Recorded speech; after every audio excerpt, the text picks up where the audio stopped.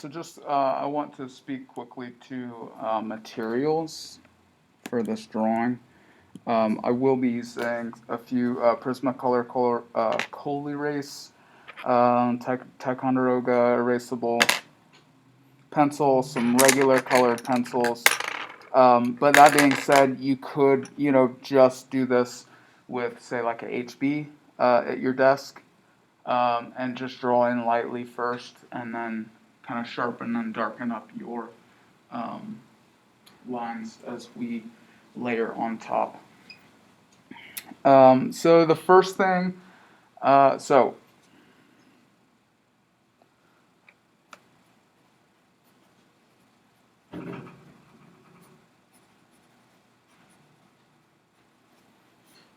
what's my subject here? So we're just looking at the torso today. And so one thing I want to speak to briefly about kind of our general objective here with these drawings is basically, we do, with the human figure, we do have, some very specific limitations of movement as far as joints go. But I want you all to kind of see the figure, at least for these next few weeks, as a collection of these parts that have their own trajectory. Does that make sense? So you'll have the rib cage kind of oriented in a specific way, pelvis oriented in a specific way. That will change according to pose. If we think about the classical idea of contrapposto, that's always we have the counterbalance of the shoulder and the hips, right? So here's my pelvis, here's my rib cage. And so that's what I'm talking about here. Today I'll touch lightly on a few kind of anatomical landmarks that we can look for in order to find that trajectory. So we have, this idea of the shoulder that will correspond with the sternum here. And then if we look at the pelvis, we have the three-finger gap here, three-finger gap here. That's at the top of the thigh. And then we can kind of create this almost like T here. And I'll get more into this in a moment. Ninth rib, and almost like this upside-down T here. You can kind of use the clavicle here, but that will, if my arms raise up, that clavicle will move a little bit. So that's not always like 100% dependable. So first I'll talk a little bit about some of our general proportions when it comes to the torso.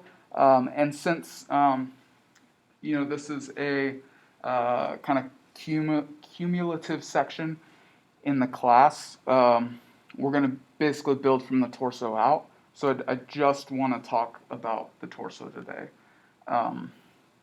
And so basically, so we have this idea of the trajectories, rib cage, pelvis.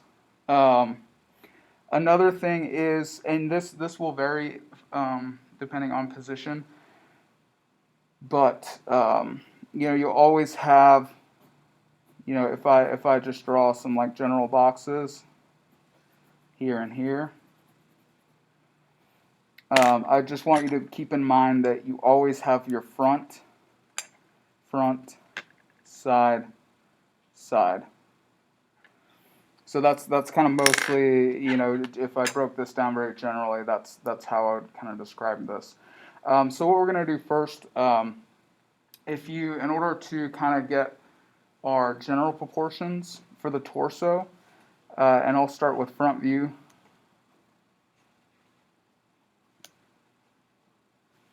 Front three-quarter view first. Can everyone see that blue pen all right? Okay.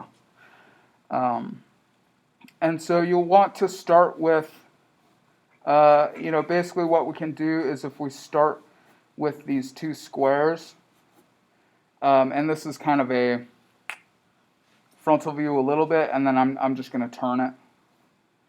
But if we're speaking to our general heights,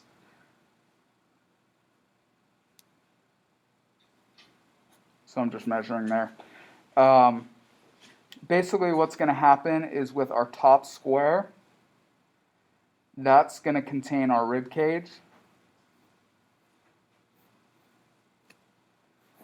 And our bottom square, if we cut that in half,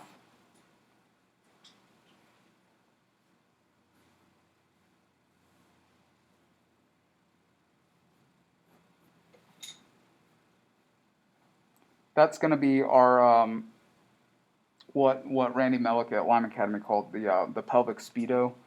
So that's like that front section of the pelvis. It kind of looks like, you know, bikini bottoms or underwear or something. And then through here, so towards this bottom boundary, we have the ninth rib here,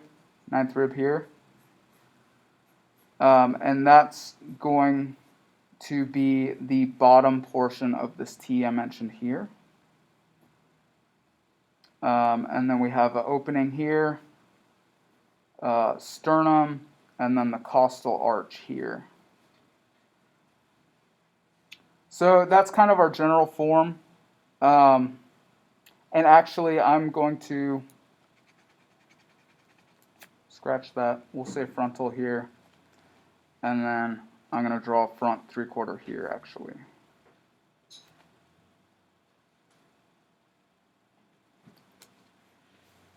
So we'll do that again. And I'm going to do this in, you know, not really true perspective. A lot of the time, especially in our instances in this classroom, you know, we're not going to be so far away from the figure that there's going to be like massive, you know, converging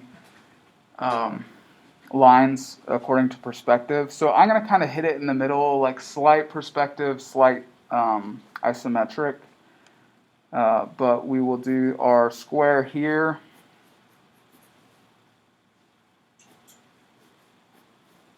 Square here. One thing to point out, and I'm just going to redraw this a little bit. For the most part, our rib cage is going to tip back. And our pelvis is going to tip forward in a very general standing position.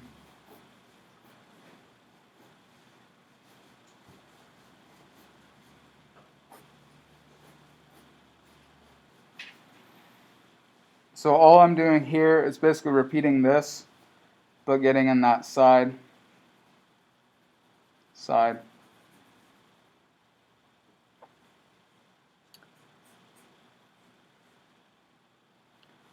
And so I have this box that's, you know, somewhat internal form, but a little bit larger than my rib cage actually is. You know, maybe my rib cage is something like this, sort of this egg shape. And then we have our opening here for the neck. Ninth rib here. And then I'm going to bring my sternum down the center, that midline. That's also going to be important. Midline here. Costal arch here. And then as we come down, so this, we have a length here, right? And then again, to harken back to our two squares, another length here. And that's going to hit at that pubic bone.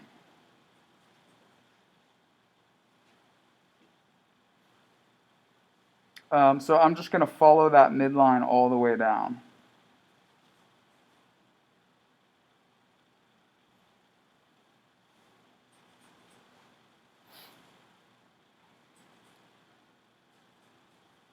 And so I'll redraw this to explain something else in a minute. But so basically we have, let's see, and I'm going to put in clavicles, come off the top of the sternum here, kind of angle back.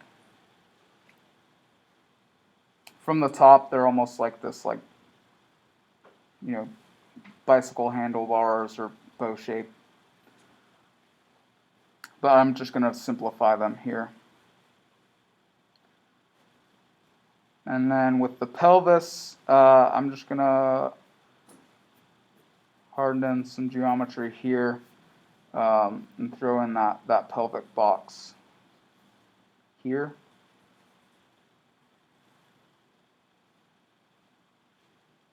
And then again, directly below, and this will vary model to model, but directly below, just for sake of clarity, I'm going to put that 3-finger gap here and here, and then connect those to the pubic bone.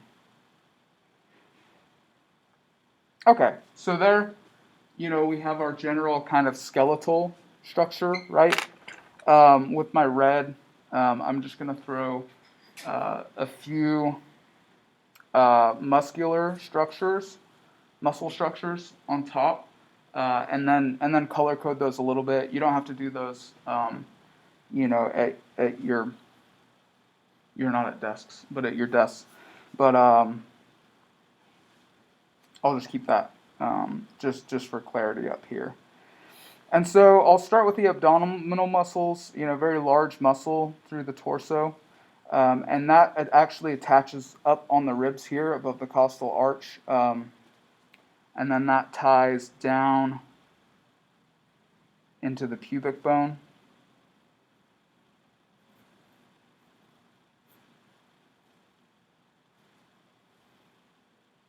There. And then we have, with the pectoral muscles here, you actually have like a little gap here in between. And this is what's so helpful about the sternum and finding orientation.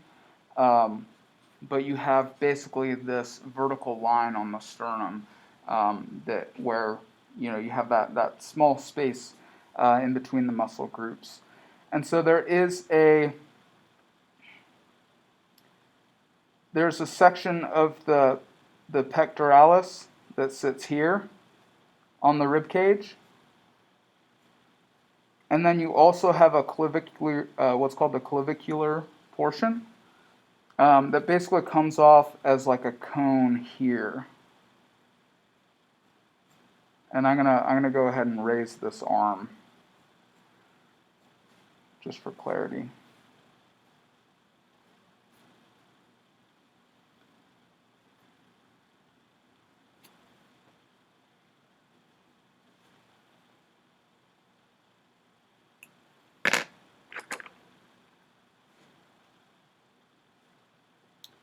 So I'm just going to fill that in with a red here and here. And then I'll hit the abdominal muscles with like a lighter red here. So that's one of our kind of like main muscular features of the torso. And then we have what's kind of happening here is you actually have like this tendinous sheet here. Let's see, something like that. And then if I bring that over to the other side,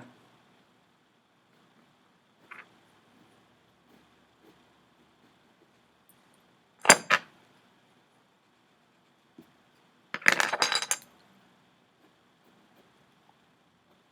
going to hit like that.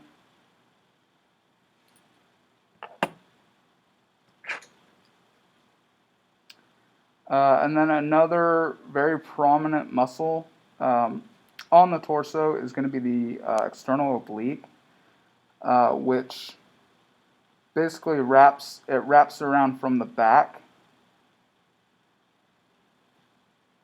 and it comes in something like this on top of that crest of the pelvis.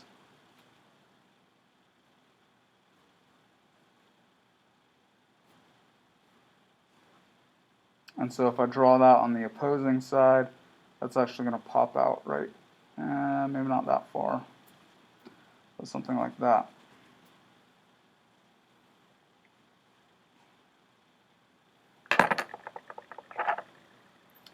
And then so one kind of prominent structure on the torso as well is the armpit. And so basically what you have with the armpit is you have this sort of like three wall structure. And so you have with the front wall, you have pectoralis, and then in here you have, and we're gonna go much, we're gonna go with a lot of more kind of like superficial form. So in here you have like coracobrachialis, and a few other arm muscles. We're not going to get that specific though, but that's that wall of the armpit here, and then you have latissimus dorsi coming down on this back wall. And then I'm just going to generalize the arms into like a cylinder here, because we'll talk about the arms in a couple weeks. Where's it next week? So here I have deltoid, and then this is just my kind of cylinder for the arm.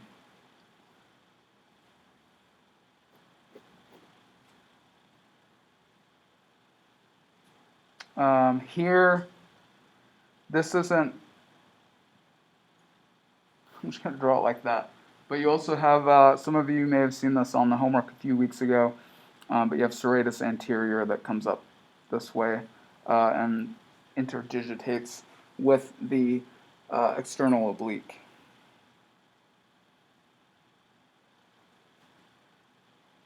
So here,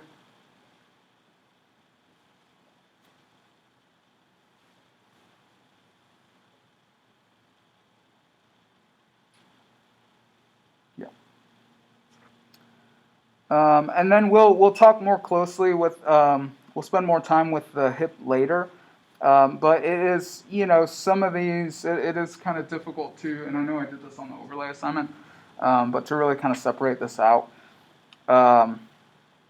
So we'll just say, here towards the bottom, this is one thing I pointed out in class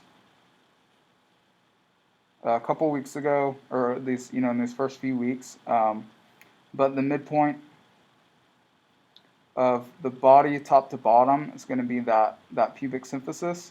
But this, we're going to come out and around, and right here is that greater trochanter.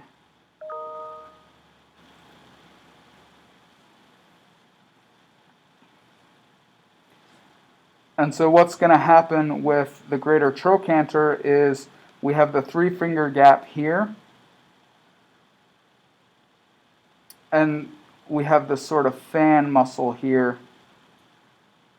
And we'll look at this more closely when we see the leg, but I think it attaches like here to here. That's going to be gluteus medius.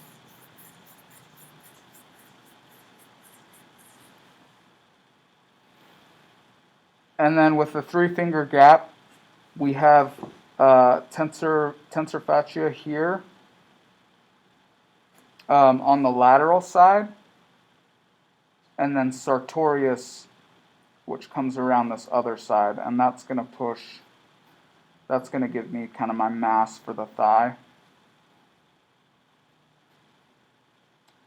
And then, of course, so we have external oblique here, gluteus medius, and then gluteus maximus, which attaches on the thigh here. And we'll get more into legs later. I'll just kind of really summarize that. So sartorius, and then you have your adductors here coming from the sits bones. You'll probably won't even see that from this angle. And then what I'm going to do for this leg is I'm actually just going to kick that up here. Do something like that. So we have our three-finger gap here, and then our kind of connection for the thigh down here.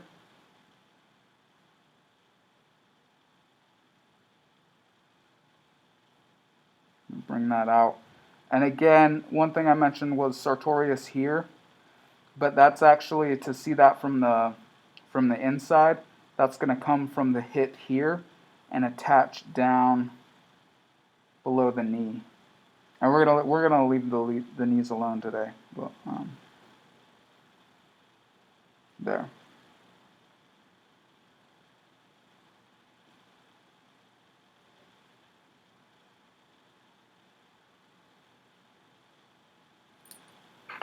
All right, so I'll just kind of code some of these. We'll say this is external oblique here and here. Oh, no, it's not. That's that sheet.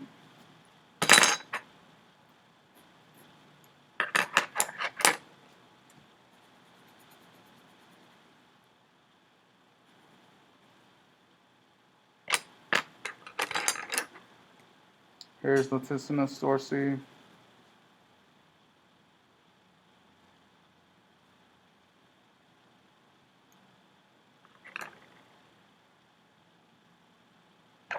And then I'm just going to hit some of these bone points here. So there's those ninth ribs up here to sternum. And then the pelvis here.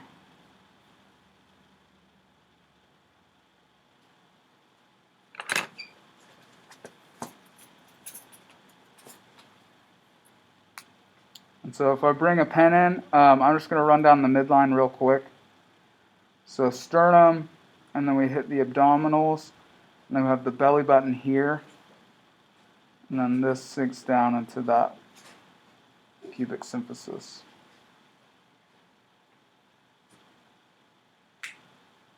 Is that helpful to see that all kind of built in stages?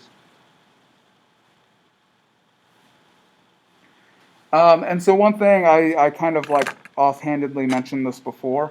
So one thing you'll want to keep in mind, speaking closely to like this idea and this idea, with the rib cage, and I'm just going to draw this very, very quickly.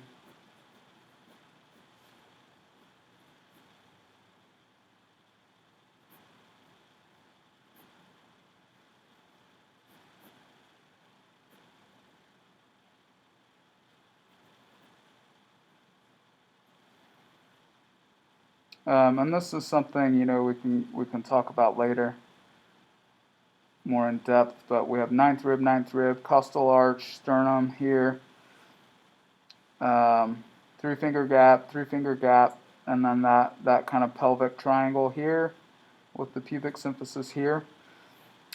Basically, so I'm gonna code this. We have external oblique here, external oblique here. So I'm going to code this like a traffic light. By that, I mean red means stop, green means go. So what I mean by that is basically you have these more kind of skeletally, is that a word? Skeletal based structures here in through the rib cage. Here and through the pelvis here. And so those will stay, and I'll even kind of blend it in here a little bit. So those will stay. You have some features there that are going to stay pretty static. You have like your, the kind of pelvic speedo here, and then those ninth ribs. And we could even include like the costal arch in there.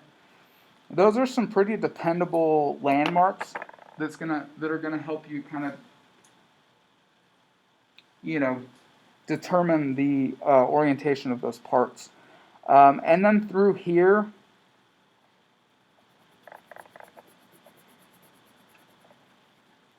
that's your more kind of like fleshy midsection, which if I draw that, so what I can do is, basically like draw, rib cage here.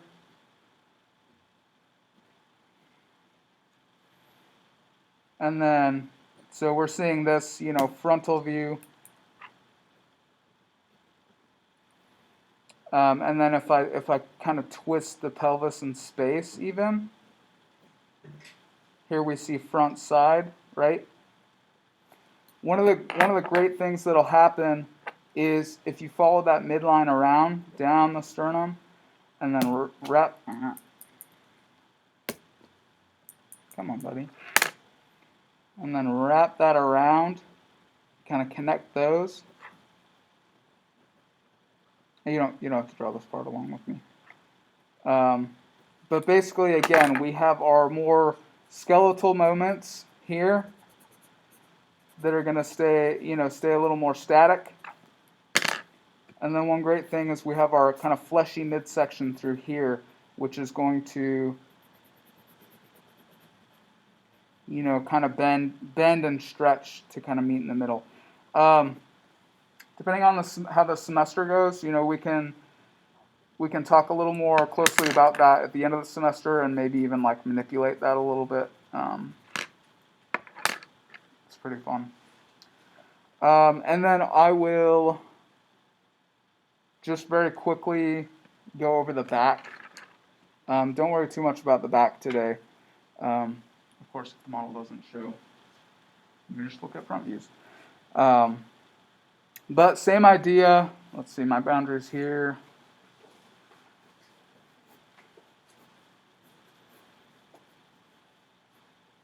One thing as well, one thing I didn't mention is if we look at the rib cage and the pelvis from the side,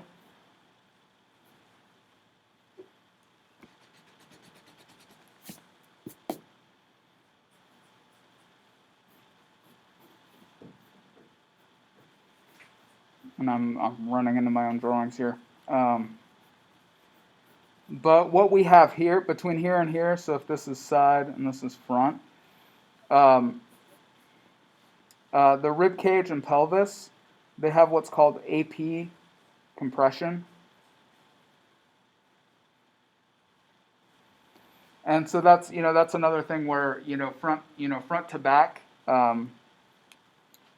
here from the side, the rib cage and pelvis are smaller than they are from the front. So that's kind of one big characteristic. Anyways, back to our back 3/4 view.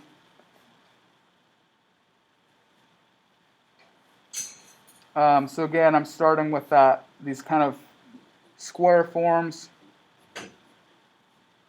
half, half, and then what I'm going to do here, since I want this to be a 3/4 view, I'm going to dictate that side there. Do you see that? So we have back, side, back, side.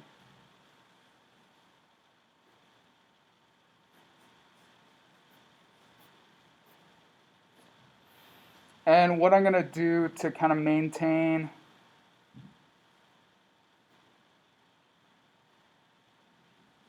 this idea of the back versus the side is I'm going to straight away I'm going to hit that midline through the back.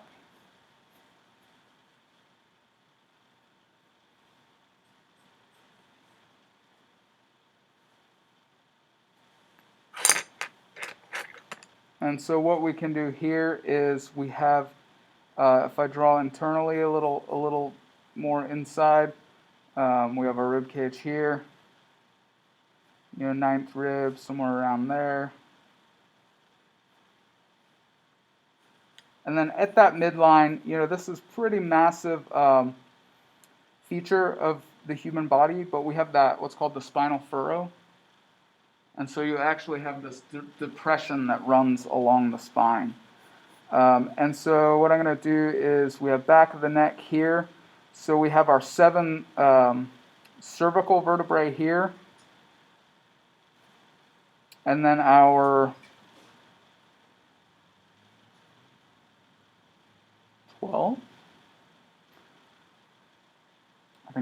12 thoracic vertebrae that of course, our ribs connect to here. And then our 5 lumbar here. So cervical, thoracic, lumbar, and then our sacrum. And so if we look at this from the side, I'm going to jump back over here to our side view. We have the anterior curve of the neck, posterior curve of the rib cage, and then anterior curve of the lower back. And that will vary with posture, but that's what I'm kind of drawing here. So anterior curve, posterior curve, anterior curve.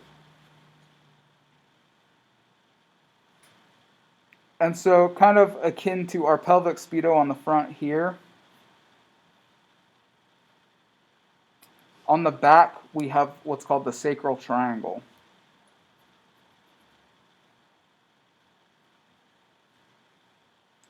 And so that's a feature that is a kind of a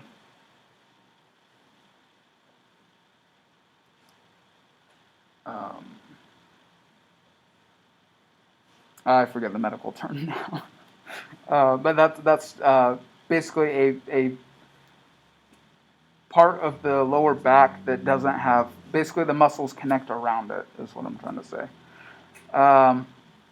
And then, so if we kind of look here, okay, what muscles am I looking for? We have, again, from the front, that three finger gap on the front, and then we see the external oblique come up around that crest of the pelvis here, and then, well, and depending on build, body type of the model, we have it kind of come out here, and then it wraps around the bottom of the rib cage. Ooh.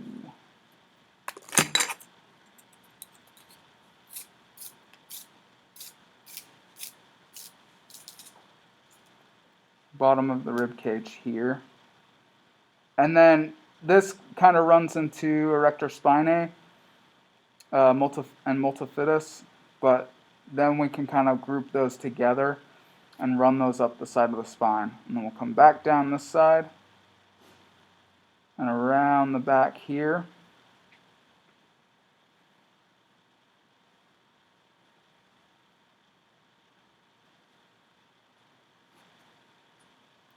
And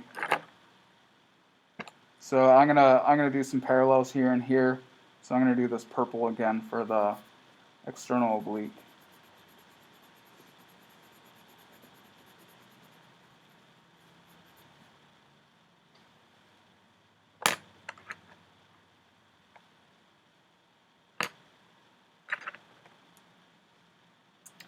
And then if we look for so we have, armholes up here, which there's not actually holes there. It just helps to visualize this. But I'm going to throw some cylinders in for the arms. And what's going to happen here is at the back we have the shoulder blade, the scapula. And that basically floats on top. So you'll notice that like if the arm's raised, that's going to kick out a little bit like this. But it's sort of this rounded triangle form, like that. And we're going to see it there as well.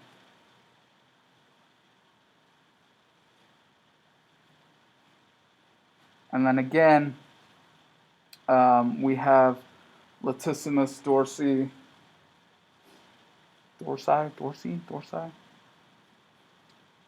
which basically comes down here and then up here into the arm.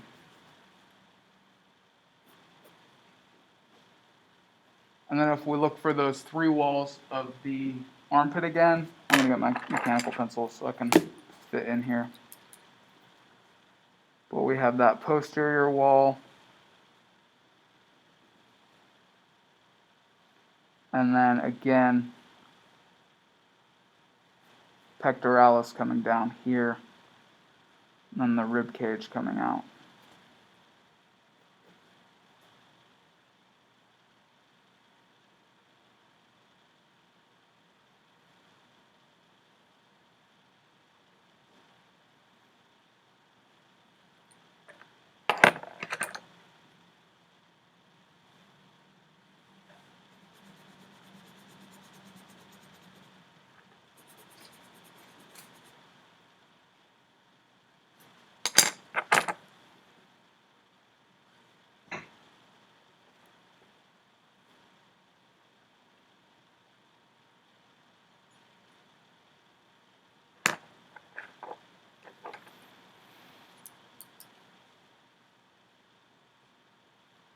And then if we're looking at the pelvis from the back, we have the sits bones here, which we won't see, but that's just to kind of mark where some things attach to. Um, so about here is where that greater trochanter is going to be.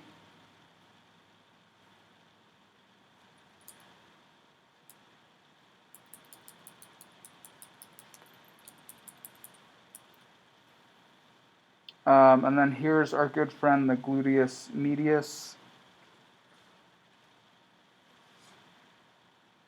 Something like that.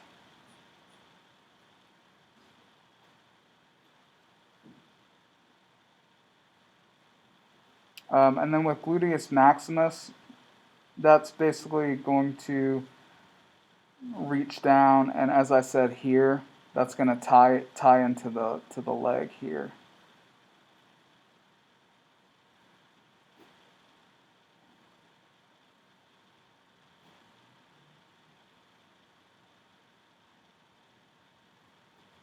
And we have like IT band here, tensor fascia here,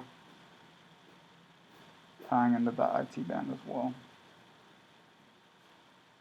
But like I said, we'll go more closely over the thigh later. And then maybe I'll like kick this leg back.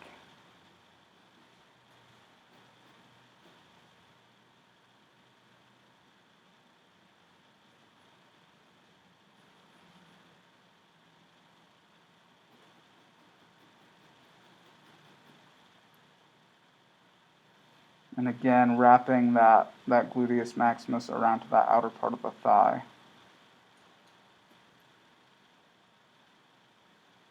And here we might see some gluteus medius.